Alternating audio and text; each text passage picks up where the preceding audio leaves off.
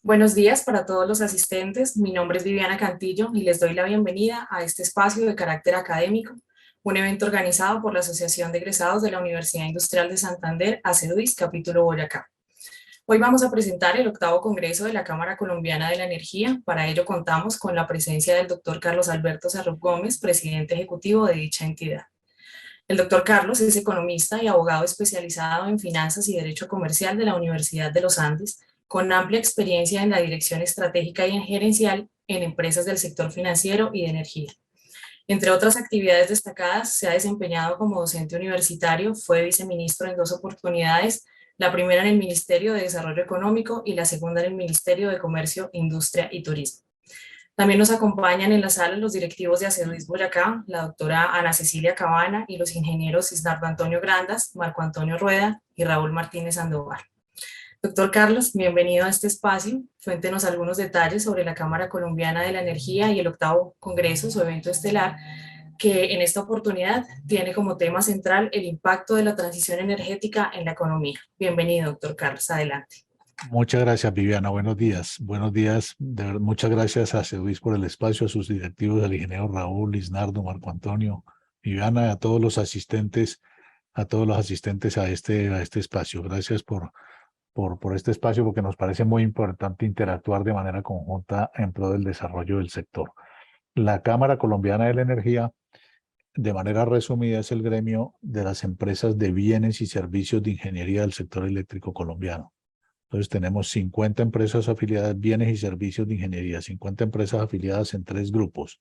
Una, fabricantes y comercializadores de materiales eléctricos. Entonces ahí tenemos empresas como Siemens, Hitachi, Eaton, los tres grandes de cables, Centelsa, Nexans, Procables. Ahora se acaban de fusionar Centelsa y Nexans, como ustedes bien sabrían. Digamos, ese es un grupo, el de firmas productoras comercializadoras de material. Y luego tenemos dos grupos de firmas de ingeniería. Unas que hacen trabajo en terreno, construcciones, contratan con generadoras y distribuidoras para hacer construcción de redes, de subestaciones, ampliación, mantenimiento. Ahí hay empresas como J.E. Jaimes, como Equans, como FIR Ingenieros, en fin, sí, un grupo importante. Y luego tenemos otro grupo de firmas de ingeniería que hacen estructuración de proyectos y evaluación de la conformidad. Entonces ahí tenemos firmas como GERS, de Cali, PTI, CIDET, Evalcon, NICE Colombia, que son evaluadores de la conformidad. Entonces, digamos, en resumen es eso, firmas de bienes y servicios de ingeniería, y estamos, digamos, apoyando toda la prestación del servicio de energía en el país. Somos 50 empresas afiliadas a la Cámara. La Cámara fue creada en 2013, tenemos 9 años, y pues el propósito es trabajar por la competitividad de las empresas para seguir apoyando el desarrollo del sector. Gracias, doctor Carlos, por esta presentación. Ingeniero Raúl, bienvenido. Quisiéramos conocer un poco sobre esas preguntas y apreciaciones que tiene para el doctor Carlos en este momento. Tiene la palabra. Muy buenos días para todos. Muchísimas gracias, Viviana y doctor Carlos. Bienvenido a este espacio. Pues como el tema central de hoy es el Congreso, el octavo Congreso de la Cámara Colombiana de la Energía, queremos que nos haga pues una presentación de cuáles son los objetivos, cuál es el propósito principal. Y enseguida, pues tal vez vamos a profundizar un poquito en los temas, digamos, que están como vigentes en este momento en el país. Perfecto, muchas gracias. Pues el Congreso de la Cámara se llama El impacto de la transición energética en la economía. La transición energética es lo más importante que está pasando. Yo creo que es un punto de quiebre del sector, ahora lo podemos ampliar. Y entonces el Congreso tiene ese tema, cómo la transición energética impacta a diferentes operaciones y actores en la economía colombiana. Si les parece, puedo compartir pantalla para mostrar, digamos, se está viendo ahí el Sí, señor. PDF. Listo, Sí, señor. entonces se llama el impacto de la transición energética en la economía. Entonces es 5 y 6 de octubre, miércoles y jueves, todo el día miércoles y la mitad del día jueves. Y tenemos 4 grupos de temas. Pues la apertura la hacemos la Cámara y el Ministerio de Minas y Energía, y tenemos 4 grupos de temas. Los mercados de energía, cómo la transición energética impacta a los mercados de energía. Entonces hay conferencias, Alejandro Castañeda, el presidente de ANDEC, la generación térmica como viabilizador de la transición energética, el director de la CREC, retos del regulador en la prestación del servicio de energía eléctrica, Cecilia Maya, que es la gerente de mercados de energía de XM, que es el operador del sector estructuración de los mercados de energía ante presencia de múltiples actores. Promigas nos va a contar el impacto del hidrógeno en los mercados de energía y la experiencia de pequeños generadores, Mauricio Jaimes de FIR, una empresa afiliada a la Cámara. Y luego hay un panel sobre los mercados de energía donde va a estar la subdirectora de la UME, estaba el director de la UME, pero se acaba de retirar, Cristian Jaramillo, está Lina Escobar, la subdirectora de demanda, Marinés Agudelo, la presidenta de la Bolsa Mercantil, y Luis Klein de la firma de Derivex, de la Junta Directiva de Derivex, y modera Alejandro Lucio. Ese es el panel de mercados de energía. Luego viene el impacto sobre los operadores del sector. Entonces hay conferencias de los principales operadores del sector EPM, conciliación de producción y consumo en la autogeneración. Celsia habla de la inserción de la energía fotovoltaica en las redes tradicionales. John Jairo, el gerente general de Aire, va a hablar de las perspectivas y la incorporación de las energías renovables en la región Caribe. En él habla de cómo se pasa de operador de red a operador de un sistema de distribución. Y Freddy Zuleta del Grupo de Energía de Bogotá habla del impacto al transmisor por la generación distribuida. Y luego viene un panel de operadores del sector donde va a estar en Cali, Afinia, la CREC, Luis Julián Zurbaga y modera Carlos Ariel Naranjo de CIDET. Luego viene el tramo de proveedores de bienes y servicios. Entonces aquí hay muchas empresas afiliadas a la Cámara o varias empresas afiliadas a la Cámara que van a hablar de cómo la impacta la transición energética. Entonces Siemens habla de infraestructura inteligente, infraestructura sostenible en la transición energética. Centelsa habla de las soluciones de transición energética que impulsan la electrificación del futuro. Hitachi habla de la electricidad como columna vertebral del sector. Eaton, que es una empresa afiliada a la Cámara también, el rol de la digitalización en la transformación de los procesos de generación y distribución. PTI habla del estudio comparativo en tecnologías de planificación óptima de microredes. Ismael Grisales de J.E. Jaimes, que es una empresa que nació en la ciudad de Bucaramanga, gerente experiencias constructivas de granjas solares. Y hay un panel de cómo se está enfocando el tema del talento humano para la transición energética. Y el último tramo es la demanda, industria y consumidores finales. Entonces, cómo la transición energética es un impulsor de la industrialización y la productividad por parte del director de la Cámara de Grandes Consumidores de la ANDI. El impacto de la gestión integral de la demanda, Sandra Fonseca de Su Energía. Román Vizcay de Green Yellow, cómo la transición energética mejora la competitividad del sector industrial. Esta empresa trabaja mucho en todos esos temas de eficiencia energética. Y Rodolphe de Main de Equans, el futuro de la medición inteligente en Colombia. Ese es la agenda del Congreso. Como les digo, es un día y medio. Creemos que es una agenda académica de muy buen nivel, con conferencistas de muy buen nivel del sector público, privado y empresarial. Entonces, ese es el espacio. Esperamos pues que se dé información y se discutan los principales temas, los temas más relevantes de la transición energética, que es un proceso muy importante que está viviendo el país y el mundo, sin lugar a dudas, pero Colombia también para nosotros es muy importante. Ese es el Congreso de la Cámara, que va a ser 5 y 6 de julio de manera presencial en el Hotel Grand Hyatt de Bogotá. Aparte de esta agenda académica, tenemos dos espacios. Un espacio, esta agenda académica es presencial en el Hotel Grand Hyatt. Y aparte tenemos dos espacios. Un espacio de charlas técnicas, que ese es virtual. Digamos, las empresas que quieran participar se inscriben y tienen ya charlas técnicas muy específicas sobre un producto, un servicio, un tema muy específico. Ese sí va a ser virtual de entrada libre. De entrada libre, entonces, por ejemplo, para estudiantes, para técnicos, para ingenieros, es muy importante ese tema de charlas virtuales. Y tenemos otro espacio de relacionamiento comercial. Ya hay más o menos 60 empresas inscritas que están agendando citas por una plataforma que tenemos abierta desde ahora, pero las citas se van a hacer en un salón alterno a la agenda académica de manera presencial el 5 y el 6 de octubre. Entonces creemos que va a ser un espacio muy interesante de relacionamiento empresarial entre empresas y actores del sector. Ese es el Congreso. Muchas gracias, Jorge, por el espacio para presentarlo. Muy bien, doctor Carlos. Bien, digamos que con ese preámbulo que acaba de hacer, donde demuestra pues todos los actores del sector eléctrico, yo creo que es oportuno que nos haga como un resumen de cómo ha sido pues, la evolución de la matriz energética en el sector eléctrico en los últimos años. Cómo está conformado el esquema institucional y toda la organización del sistema, cuáles han sido esos casos destacados, los casos disruptivos, si es que se puede hablar de ellos en el transcurso de estos últimos años, para hablar pues tal vez del siglo XX o un poco antes, qué retos y qué hitos le espera a este sector en Colombia. Perfecto, pues muchas gracias, ingeniero Raúl. Mire, me parece que usted ha tocado unos temas fundamentales, digamos, la situación actual, las perspectivas, lo que ha pasado y cuáles son los retos. Me parece que es muy importante. El sector es un sector de la primera importancia, tanto económica como social, ¿sí? Entonces es un sector fundamental en la economía y en la sociedad. Yo tengo aquí una presentación, la voy a poner donde están buena parte de esos temas que usted ha tocado. ¿Se está viendo? ¿Se puede ver? ¿Ya se está viendo energía en Colombia, situación actual y perspectivas? Sí, señor. Listo, voy a poner aquí compartir pantalla total. Miren, aquí hay unos temas, voy a hacerla muy rápidamente esta presentación para que veamos esos temas que usted ha mencionado.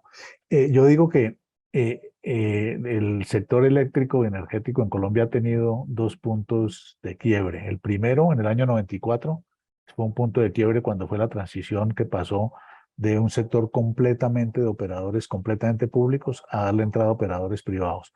Pero ahora, a partir de los últimos años, estamos teniendo también un punto de quiebre, que es todo el tema de la entrada de las nuevas fuentes de energía renovable a la matriz. El punto de quiebre del año 94 fue las leyes 142 y 143. La 143 dio entrada a los operadores privados a la prestación de servicios públicos y la 143 al sector de energía, es la ley de energía. Y actualmente la matriz de generación y distribución de energía tiene una participación de operadores privados cercana al 65, entre el 65 y el 70%. Entonces esto fue un punto de quiebre de pasar del 100% público a un sector que hoy está entre el 65 y el 60% de operadores privados.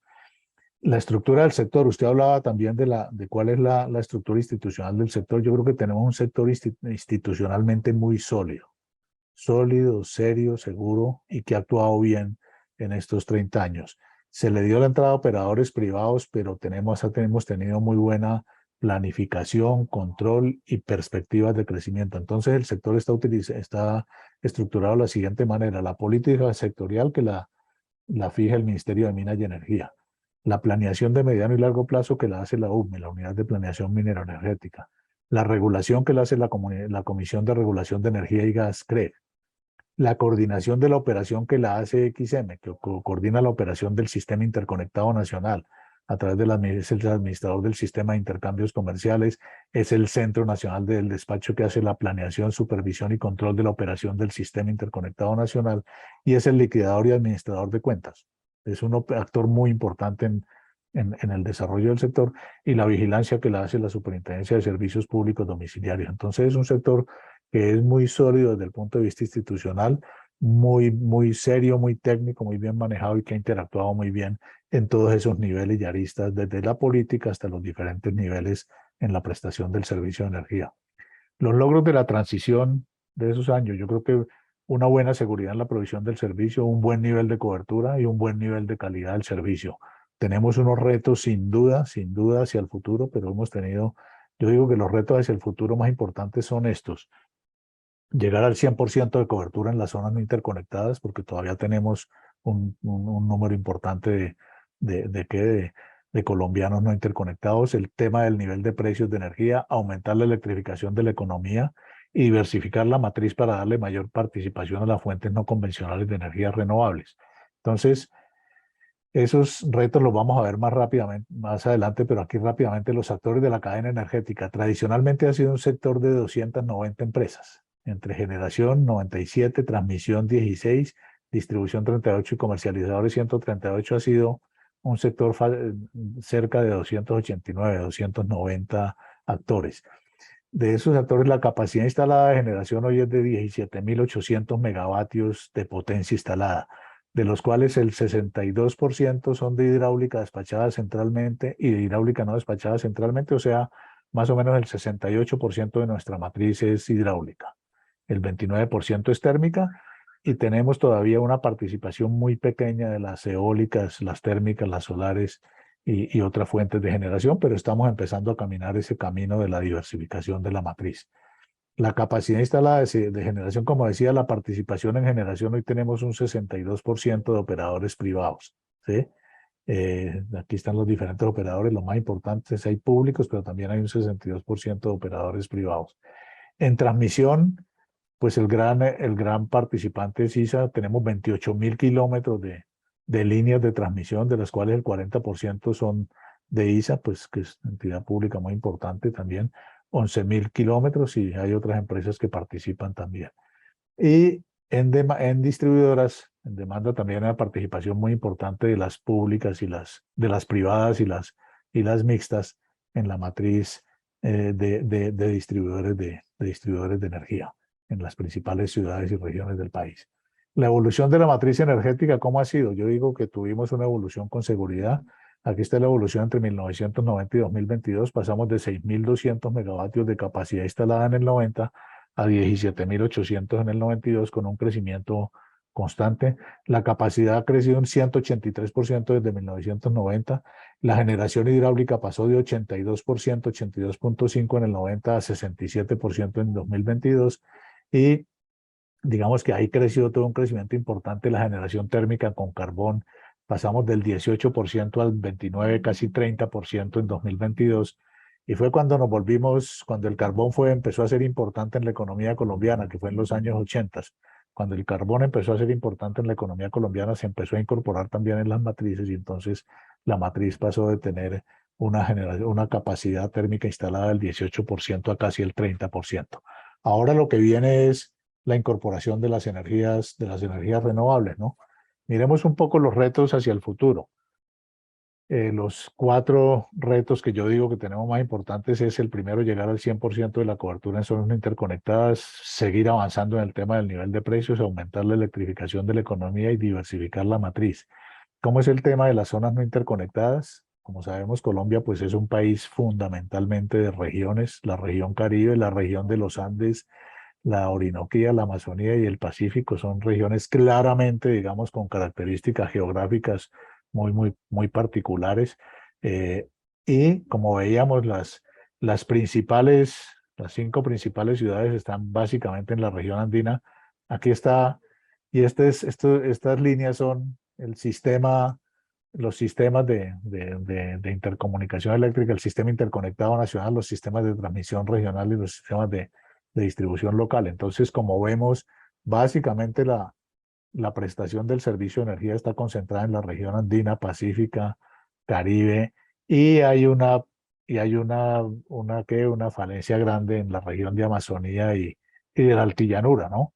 Digamos que los colombianos no es muy alto el porcentaje, son 2,5%, pero son casi 1,5 millones de colombianos que no tienen acceso al servicio de energía. Entonces, 1.150.000 habitantes. Entonces, es muy importante seguir avanzando, y ese es uno de los retos importantes que tiene el país. Es muy importante, muy difícil, porque en esta región de la Amazonía, pues como sabemos, todo es selva, y entonces ahí hacer un sistema interconectado al sistema nacional y redes eléctricas es muy difícil. Entonces se está trabajando mucho con pequeñas redes y con pequeños proyectos de energías renovables, y se ha venido avanzando en ese tema de la electrificación, pero todavía es un reto social que tenemos, y es darle energía a esos 1.500.000 habitantes que están en esas zonas no interconectadas. Los precios de la energía, aquí están los precios internacionales de la energía. 2021, Colombia está aquí. No estamos en el nivel más alto, pero tampoco estamos en el nivel más bajo. Entonces, creo que siempre eso es centavos de dólar por kilovatio hora. Entonces, creo que siempre será importante seguir impulsando, digamos, esa productividad y esa eficiencia en los precios, para que lleguemos a niveles que sean importantes para impulsar el desarrollo y la productividad empresarial y el beneficio social para los consumidores de energía, ¿no? Ese es otro reto. El otro reto al futuro es la electrificación de la economía. Aquí está el consumo per cápita de economía en kilovatios hora per cápita anual a nivel mundial. Los países de menor nivel de desarrollo, que son países del África, Bangladesh, Camboya, consumen 330 kilovatios hora per cápita en un año. Colombia consume 1.390, pero miren, el mundo desarrollado, el Reino Unido 4.700, Austria 7.200, Estados Unidos 11.700, Canadá 14.000, Finlandia 14.000 y Noruega 22.000. Entonces, hay una correlación muy fuerte. Yo algún día hice la correlación estadística, la medida, el coeficiente de correlación entre el consumo de energía y el desarrollo económico. Y da más o menos 0.9 por 0.9.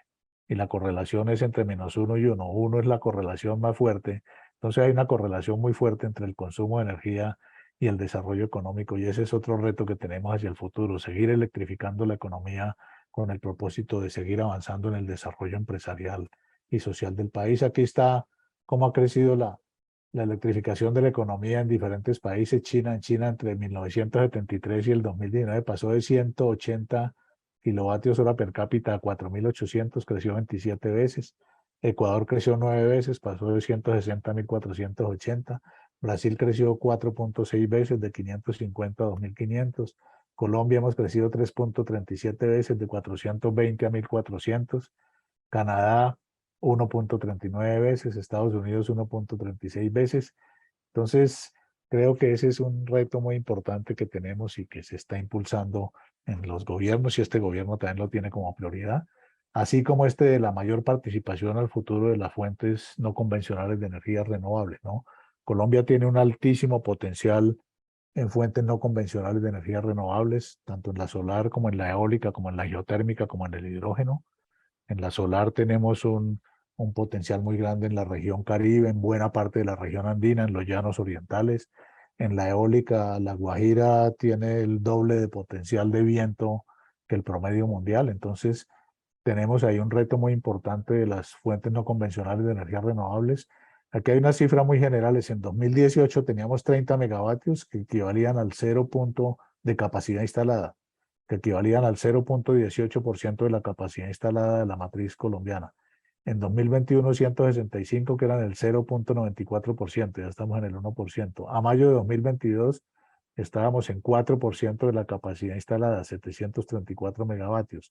Y se proyecta que a final de 2022 estemos en 2.500 megavatios con todos los proyectos que se han adjudicado. Ha habido algunas demoras y seguramente no van a estar a 2022, pero están en ese proceso de conexión. Ha habido demoras sobre todo por la línea de La Guajira de colectora, pero la idea es llegar al 12% de la capacidad instalada, y la prospección que se hace es que a 2025 se llegue a cerca del 20% de la capacidad instalada en fuentes no convencionales de energías renovables. Eso ya son números muy sólidos y muy consistentes para decir que tenemos una matriz que ha avanzado o que avanzará mucho en el proceso de diversificación en los próximos años. Y finalmente, yo digo que tenemos un marco legal y regulatorio sólido que apoya la transición energética. Voy a hacer aquí un resumen de las 4 o 5 principales normas que han venido apoyando el tema de la transición energética. El primero es la Ley 1715/2014, que incluyó 4 incentivos tributarios para los proyectos de generación con fuentes no convencionales de energías renovables. El primero es que se puede deducir de la renta hasta el 50% de las inversiones en los proyectos de fuentes no convencionales de energías renovables. El segundo incentivo es que los bienes, servicios que se contraten en estos proyectos están excluidos de IVA, no pagan IVA. El tercero es la exención de derechos arancelarios también de los bienes que se importen para estos proyectos de energías renovables. Y el otro es la depreciación acelerada de estos activos. Inicialmente la ley 1715 la fijó en 5 años y la ley del Plan Nacional de Desarrollo la bajó a 3 años, perdón, la ley de transición energética, para hacer una depreciación acelerada para generar mayores beneficios tributarios. El Plan Nacional de Desarrollo, que es la ley 1955 de 2019, aumentó a 15 años el periodo durante el cual se puede deducir la renta agravable de la renta agravable hasta el 50% de la generación de la inversión en proyectos de generación con fuentes no convencionales. Esta deducción se podía hacer en 5 años, inicialmente la ley 1715, pero en 5 años todavía las empresas no tienen toda la capacidad ni tienen la utilidad para que ese beneficio se materialice realmente. Entonces, esta ley del Plan Nacional de Desarrollo aumentó para que se pueda hacer hasta en 15 años la deducción de ese 50% de la inversión en proyectos de generación con fuentes renovables. El artículo 175 incluyó para los inversores, los paneles y los controladores de carga a la lista de los bienes exentos de IVA, excluidos de IVA, perdón, ¿sí? El artículo 292 les dio que a los edificios de la administración pública la obligación de realizar auditoría energética de sus instalaciones y establecer objetivos de ahorro energético. Estas medidas deben alcanzar mínimo el 15% de ahorro energético a más tardar en el año 2022. El artículo 296 estableció que los agentes comercializadores del mercado de energía mayorista están obligados a que entre el 8 y el 10% de sus compras provengan de fuentes no convencionales de energía. La ley de movilidad eléctrica redujo los impuestos. En ningún caso los vehículos eléctricos puedan pagar más del 1% del valor comercial del vehículo. Los otros impuestos llegan hasta el 3 y 3,5%. El descuento del 10% en el SOAT. Elimina la restricción a circulación, pico y placa y días sin carro y a todos estos temas de restricción circulatoria de los vehículos.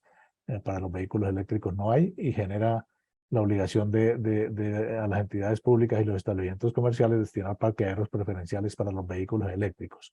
También incentivos a las entidades territoriales por la facultad de aportar esquemas de incentivos como descuentos de registro del impuesto y tarifas diferenciadas de parqueaderos y exenciones tributarias. Las exenciones a la circulación y los parqueaderos preferenciales, como decíamos. Y finalmente la ley de transición energética, que es la ley 2099 de julio de 2021, promovió el almacenamiento, las nuevas fuentes. Hay unas nuevas líneas, unas nuevas fuentes que son el almacenamiento de energía, el hidrógeno, la geotermia y todo el tema de la medición inteligente. Y en esta ley se fijaron las bases regulatorias para impulsar todas estas nuevas líneas y el desarrollo de estas nuevas líneas en la matriz energética.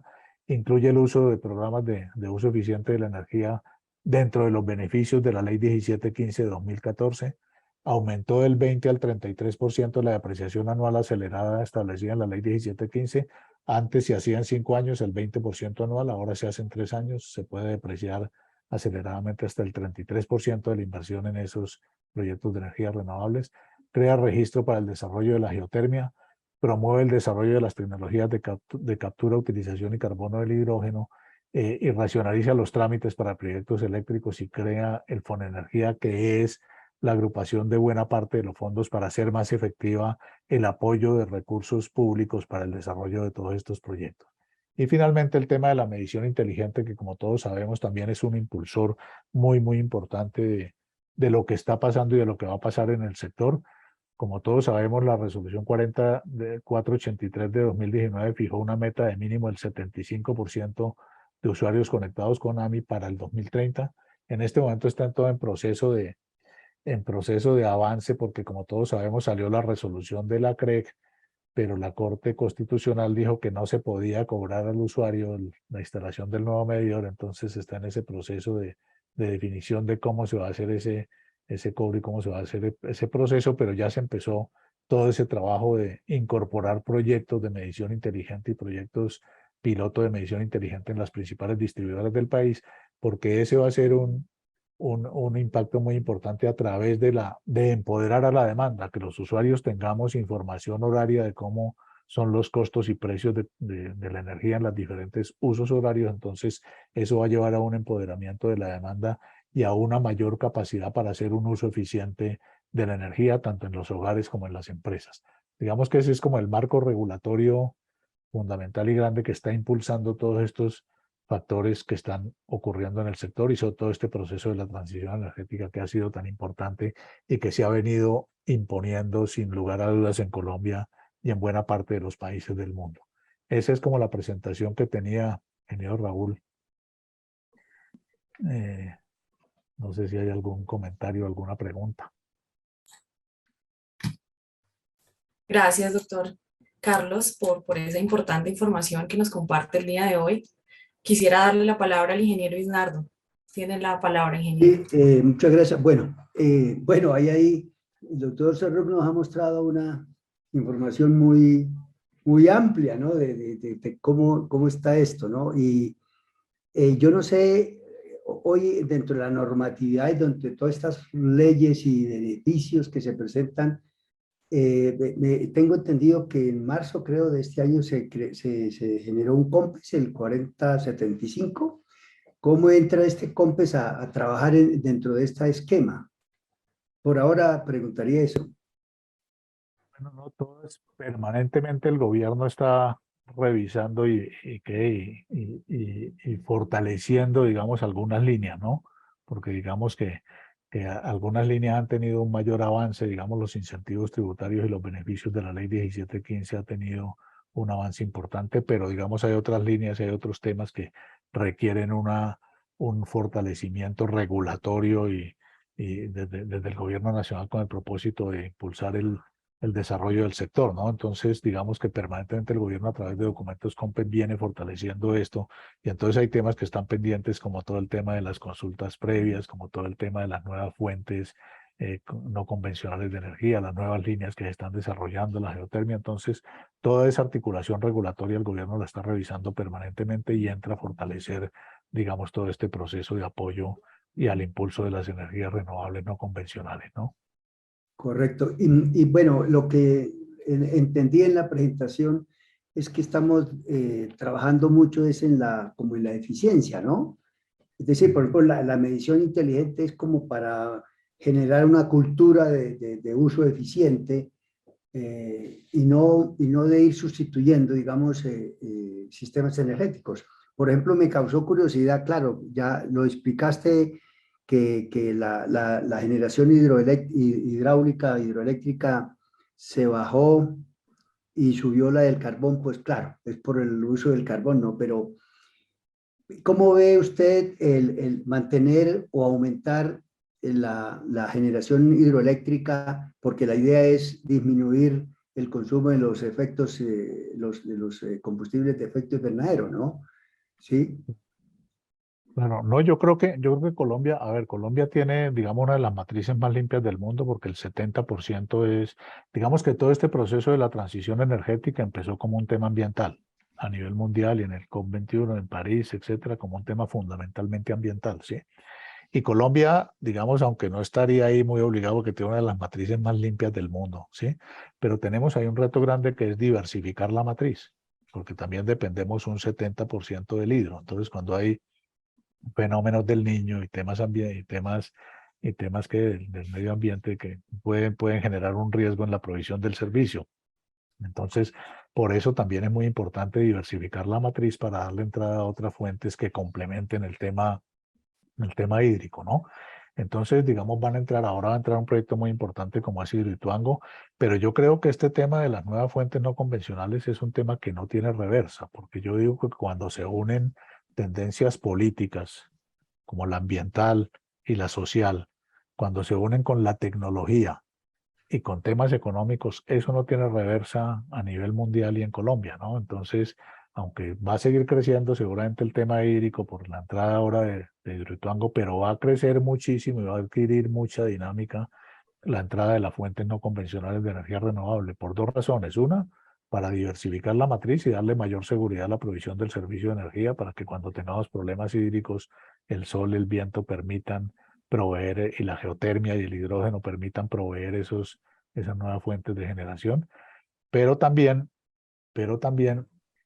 ¿para qué? Para seguir diversificando y seguir aumentando la capacidad de generación con esas fuentes no convencionales y renovables que con ese impulso del tema tecnológico y económico no va a tener reversa, ¿no? Cuando entra la economía y eso empieza, y la tecnología, es que la tecnología se está volviendo un impulsor muy fuerte de todo este desarrollo de los paneles. No sé si ya han visto, ya están empezando a hacer paneles solares completamente, ¿cómo se dice? Se pueden doblar y se pueden Así. hacer, ¿sí? Entonces ya esa tecnología de los paneles solares está avanzando de una manera que están poniendo ya paneles no solamente en los techos, sino en las paredes, en los pisos inclusive de los edificios y de los parqueaderos, y eso va a ser entonces un impulsor tecnológico muy fuerte para seguir desarrollando estas nuevas fuentes no convencionales, ¿no? Entonces yo creo que es un proceso que no tiene retroceso en Colombia.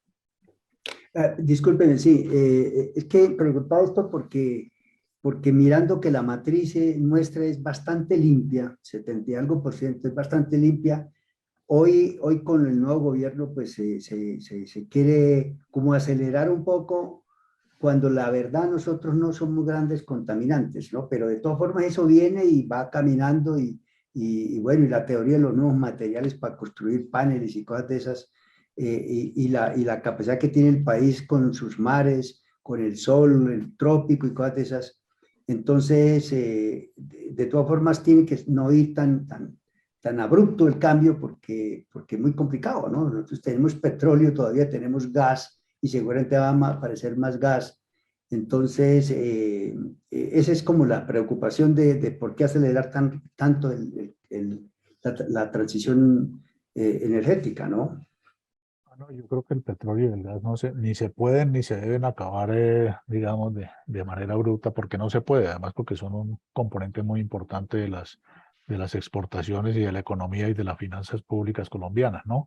Pero yo sí creo que hay que seguir impulsando las fuentes renovables por dos razones. Una, por la diversificación de la matriz para darle mayor seguridad, para que esas fuentes, el sol, el viento, la geotermia, complementen la hídrica, ¿sí? Desde el punto de vista de la seguridad energética, ¿no?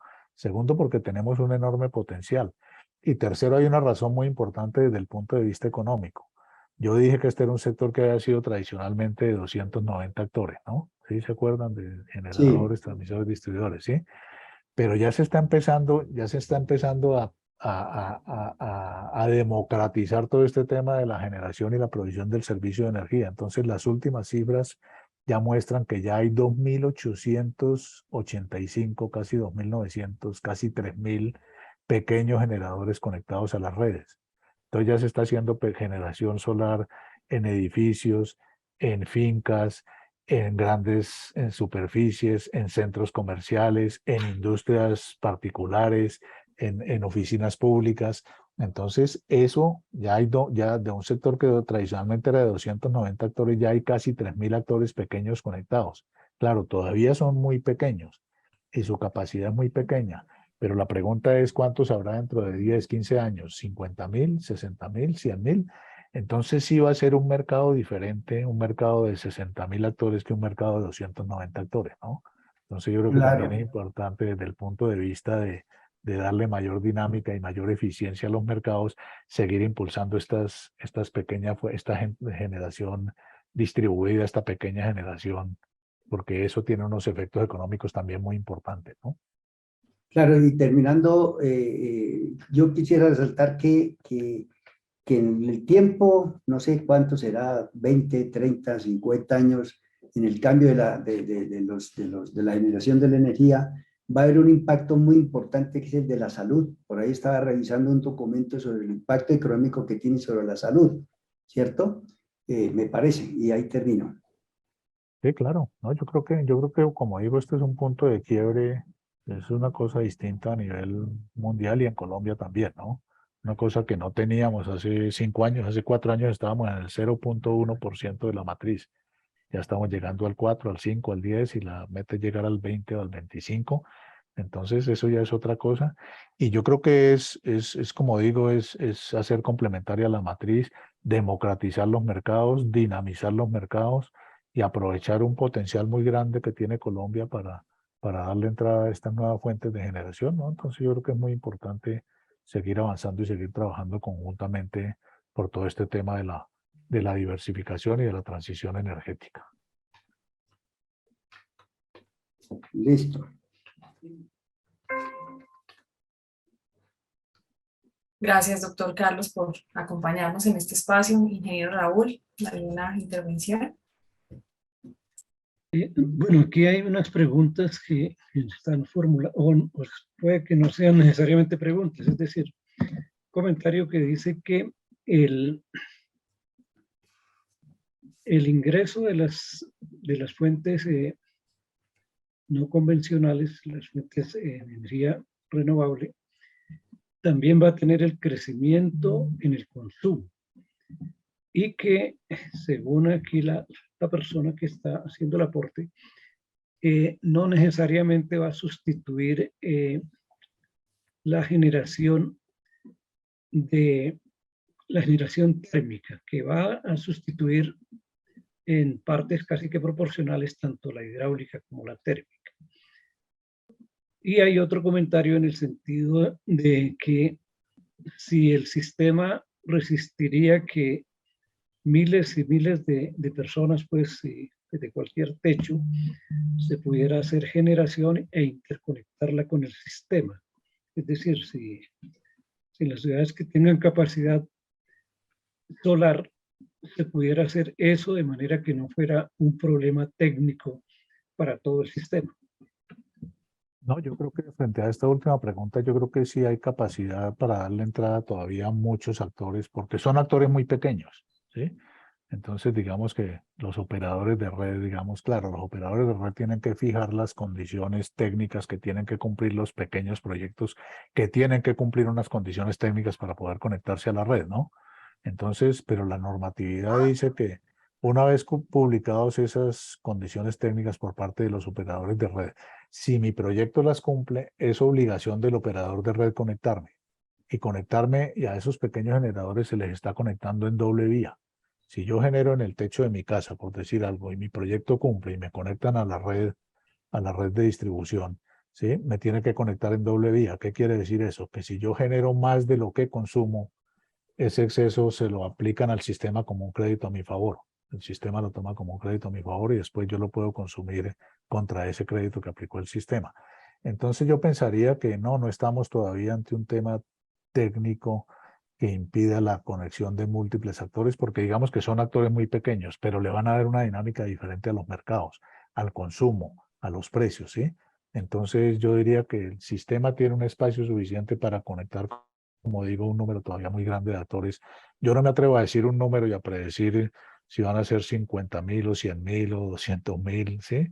Pero digamos que de todas maneras van a ser actores pequeños que no van a el sistema tiene esa capacidad, digamos, para conectarlo, seguramente no en todas partes, porque depende, digamos, de la red, de las subestaciones, de las capacidades, de las líneas, etcétera. Pero yo creo que el sistema tiene todavía la capacidad de conectar un número muy grande de actores y pasar de un mercado de 290 actores a un mercado de miles y miles de actores que le van a dar una nueva dinámica a los mercados. ¿De acuerdo? De acuerdo. Doctor Carlos, muchísimas gracias por acompañarnos en este espacio y compartirnos esa información tan valiosa. ¿Cuál sería entonces la invitación para toda la audiencia que nos acompaña el día de hoy? No, la invitación es a que revisemos el tema, la participación, ojalá pudieran participar en el Congreso, está en la página de la Cámara, www.ccenergia.org.co, ¿sí? Y pues nada, seguimos trabajando de manera conjunta, esperamos trabajar de manera conjunta con todos los actores, con las universidades, muy importante, con las asociaciones de egresados como ACEDUIS, muy importante con todos los actores que están en el sector para seguir avanzando en este proceso. Nuevamente, muchas gracias, ingeniero Raúl, ingeniero Isnardo, Viviana, Julián, por esta invitación y quedamos atentos a cualquier duda, comentario o apoyo que podamos hacer conjuntamente. Muchas gracias. Gracias, doctor. Ingeniero Raúl, su mensaje de cierre para esta jornada tiene la palabra.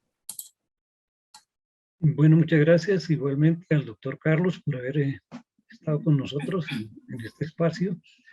Muy ilustrado, muy dinámico además, es decir, esto da para estudiar un buen rato, para entender todo el sistema con tanta información que hay disponible, pues, y con esta, pues, que ha compartido hoy el doctor Carlos.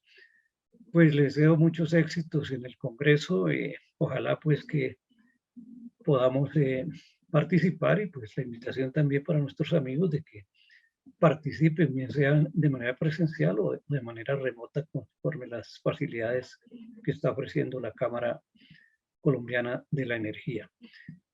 Y a propósito de eso, pues invitarlos para el próximo viernes también a las 11 de la mañana. Vamos a estar aquí en este espacio.